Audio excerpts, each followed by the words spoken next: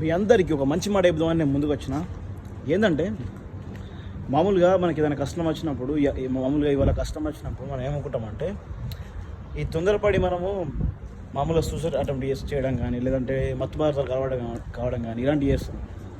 కానీ మనకు తెలియని విషయం ఏంటంటే, ఇలా ఎంత కష్టం ఉంటుంది కదా, దీని అర్థం ఏంటంటే ఇలా ఎంత కష్టం ఉంది కాబట్టి రేపు మంచిగా ఉండబోతుంది అని అర్థం. దీనికి ఇది ఒక ఎగ్జాంపుల్ అన్నట్టు, ఒక అర్థం అట్లా. అంతేగాని ఇలా కష్టం ఉంది ఏళ్ళ లాస్ట్ రోజు కాదు. మనం ఇలా ఒక్కో రోజు దాన్ని ఫీలింగ్స్ కంట్రోల్ చేసుకొని, ఎంత బాధ వచ్చినా సరే ఇలా ఒక్కరోజు కంట్రోల్ చేసుకున్నాం అనుకో, రేపు చాలా బాగుంటుంది. రేపు అయిపోతే ఎల్లుండి కాకపోతే ఇంకో వారం తర్వాత, వారం కాకపోతే నెల తర్వాత, నెల కాకపోతే సంవత్సరం తర్వాత. అంతే. మనం నొప్పిని భరించడం నేర్చుకున్నాం అనుకో, మనకు ఆటోమేటిక్గా సంతోషం అనేది వచ్చేస్తుంది. అంతే. అంతేగాని నాకు ఇప్పుడే సంతోషం కావాలి, నేను నొప్పులున్నా అంటే కాదు, అసలు ఇంపాసిబుల్ అది.